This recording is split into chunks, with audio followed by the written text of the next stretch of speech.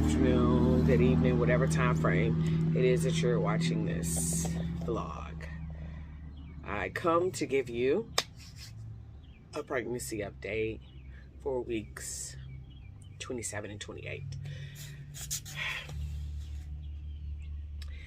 So, it's been an eventful 2 weeks. Week 27, I did go to a private clinic and I opted to do some 3D, 4D photos, ultrasound of baby boy. And they came out pretty good, you guys. I was very happy with them. I will definitely share in this video the pictures that we ended up getting. And that was like the highlight of week 27 for me. It was going in and being able to see his face. And he actually, in my opinion, looks like my husband. But with my nose. He's got my white nose, but he looks like his dad. So I'm curious to see if he actually looks like his dad on the outside or not. Week 28 was my regular scheduled OB appointment. And I also was introduced to seeing my maternal fetal medicine doctor, or better known as a high-risk doctor. I am considered high risk for age and high blood pressure. So I had 2 appointments that week. I saw my OB and I got to see my high-risk doctor.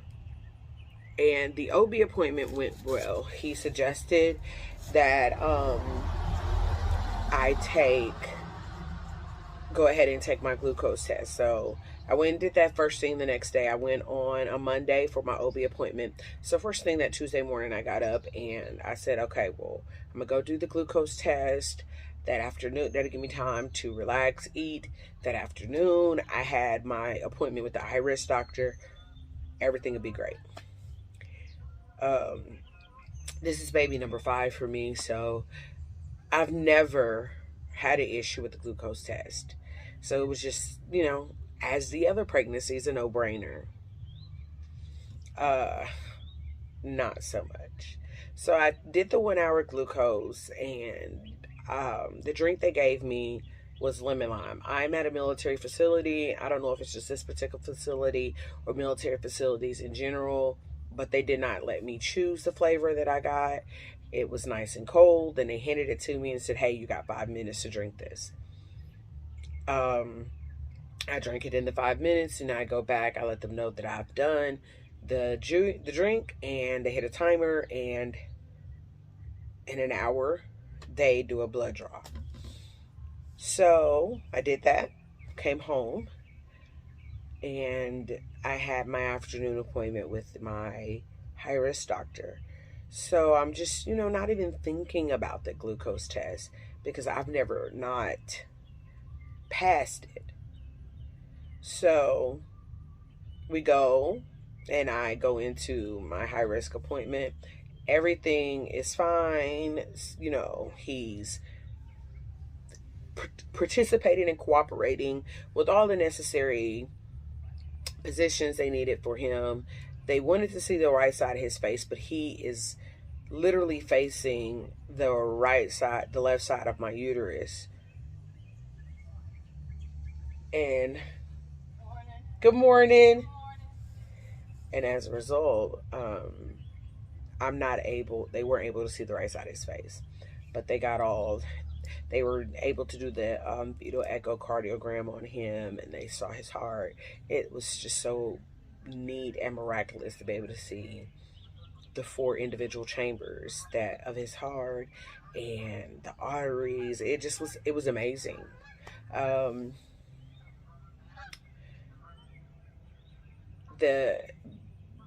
In the conclusion of the sonographer doing the imaging, she did tell me baby boy was 2 pounds 3 ounces, and he's in the 32nd percentile, which that's where he should be for the gestational age of 28 weeks. So I was excited and happy about that. She indicated that she could see some pronounced tear duct damage to his eyes. And she said for me not to be alarmed, that just means that his tear ducts at this point were not developed, and that it could fix itself between now and birth, or we would have to have surgery at some point after he's born. And she said that because it's on the left side and she didn't get an opportunity to see his right side, they can only assume. Sorry about that, you guys. I have no idea what we was talking about. Oh yeah, so by the time my sister called, so I had to take that phone call. By the time the sonographer was done with the ultrasound, she did mention to me that they saw profound damage to his tear ducts, and so he's possibly going to need surgery in the future. But it may resolve itself. It'll be reevaluated again when he's born. I was like, okay, I'm not going to too much stress out about it because it could fix itself. But the high-risk doctor did refer me over to a cardiologist so that I could get an echocardiogram of my heart. I haven't had one before, and because I have been suffering from high blood pressure for just about 10 years almost, he felt like it was time. Sorry, my ears are gunky. So they thought it was about time for me to get one. So I got scheduled for the echocardiogram, which I did get done. Everything came back normal.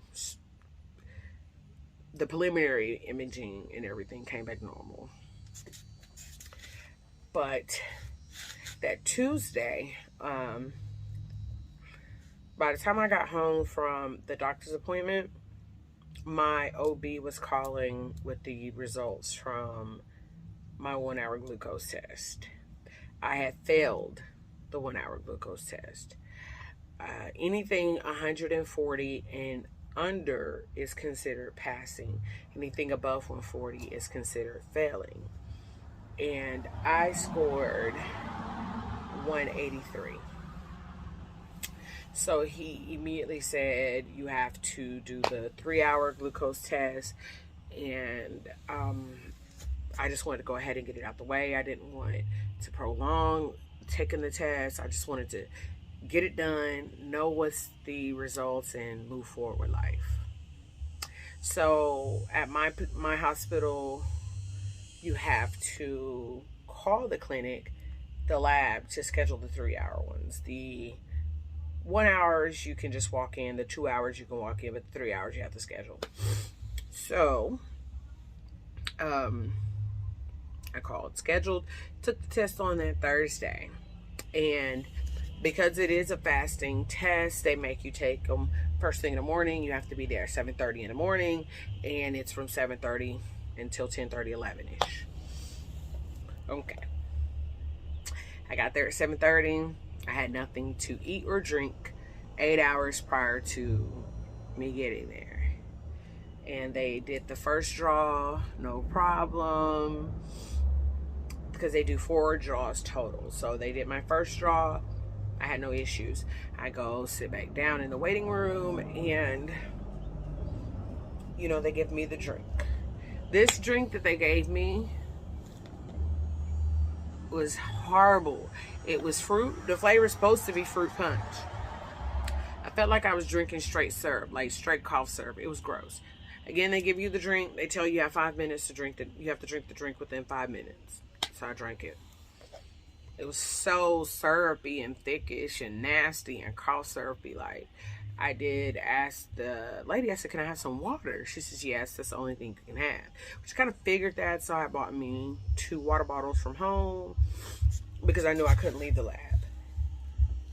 Within 45 minutes of drinking the stuff, I was sick to my stomach. The whole top portion of my stomach was in pain. I felt like I was going to throw up. Excuse me, y'all. I felt like I was going to throw up. I felt like I was going to pass out. I was starting to sweat. It was just horrendous. I ended up getting lightheaded and dizzy, and they did subsequently let me just go in the back and lay down, and that helped. I did throw up a little bit, but I was told because it was not within the first 30 minutes of the exam, I was fine. So I did end up subsequently spending the rest of those 3 hours in the back of the lab on a gurney. They would wake me up, do the blood draw, and I would go back to sleep. So I did that for 3 hours because they do the draws and they do them all an hour apart. So I was done with the testing around 11 a.m. Came home and I just felt very weak. So I had no appetite, but I felt very, very weak. I did end up wanting fruit and peanut butter and jelly. So that's pretty much what I ate that day. The rest of that day, I really was not hungry whatsoever. So I was in bed Thursday, and it knocked me off my behind to where I was in bed on Friday as well. I did not get out of bed until Saturday. I just felt very depleted. Got the results, and I did not pass. I don't recall the exact numbers that they said I got for the 3 draws, but they were in the 200s, and as each draw progressed, my numbers went up. So I have been diagnosed with gestational diabetes, and I guess at this point I will be having to check my blood sugar and meet with a diabetic nutritional specialist and all this other great stuff, which is coming up. In there somewhere, in week 27, I did not, I did opt, not week 27, week 25 or 26, I opted to go ahead and take my COVID vaccine. And initially, I had no reaction, no problems. I did subsequently started feeling sick. If you listen, I sound very nasally. I'm very congested at the moment. I asked the doctor at my 28-week appointment. I told him, I said, I have a headache that's centered right here, and I've taken my medicine that you guys have prescribed for me for my headaches, and it's not helping. So, what can I do? And he examined, and he said I had fluid in my ears, and my nasal passages are swollen. And he prescribed me some Flonase for it because everything's coming out clear. He said it's just a regular sinus infection that he feel got triggered by taking the COVID vaccine. That doesn't mean that I'm deterred from the vaccine. I just feel like I'm pregnant, and that probably made me more susceptible to having a reaction. But congestion it's part of the game with pregnancy, just the hormones and whatnot. I am due to, today is September 28th, and I am due to get a vaccine, the second shot, as of Friday or Saturday. I will be going ahead and getting that done so that I'm fully vaccinated. My 14-year-old is fully vaccinated. My husband is fully vaccinated. The only person who is not fully vaccinated in my house whatsoever is my 6-year-old, and that's for obvious reasons. He is not in the age group yet that can get a vaccine. So, I did finally put on weight, which makes me kind of wonder, did I really put on weight? Because when I stepped on the scale with the OB, they said I was 215 pounds. I was super excited because I've been 211 pounds for a while. But when I went to the high-risk doctor the next day and stepped on their scale, which is in another part of the hospital, I weighed 209 pounds. So I don't know. I'm no longer concerned about the fluctuation of my weight. Once they told me he was weighing where he should be, I accepted it and I'm happy with it, and we're just going to move forward. He is where he's supposed to be, and now at this point they just want to make sure that he doesn't get too big, because that can be a side effect to being gestational diabetic. It can make bigger babies. So we'll see. He might be the biggest baby I have to date. I don't know. But I'm a believer, and I've given everything that has occurred within the last 7 days to God. And, I believe and pray that everything's going to work out. And that's it. So that's our update. This is our belly. So this is supposed to be a maternity shirt. But yeah, he is head down. He is feet here, curved here, and head still. So he's head down. And this is it from the front. But yeah, he's starting to get bigger. I definitely am noticing I have to eat smaller meals. I get fuller faster. I get indigestion. I'm getting heartburn. I am going to the bathroom a lot. I try to kind of limit what I'm going to drink before I go to bed, just so I don't have to get up in the middle of the night so much. But I do sleep with a bottle of water like this. I sleep with my bottle of water in my chest like this at night, just so I can drink something in the middle of the night, because I am always thirsty. What else?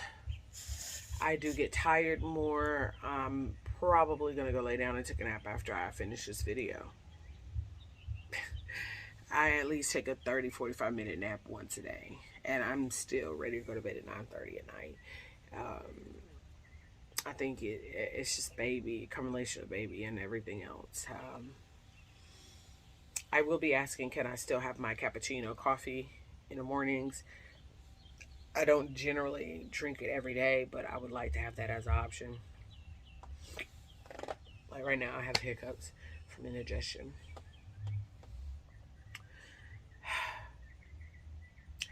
And I'm out of breath just talking to you guys. I did notice my nose is starting to get bigger. I'm starting to get that pregnancy nose.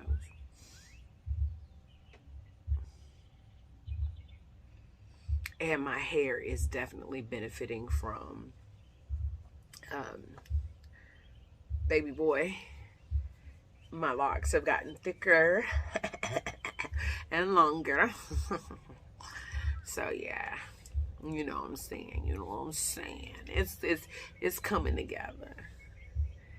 But I'm gonna let you guys go. Y'all be happy on purpose, and I'm about to go lay down and take a nap.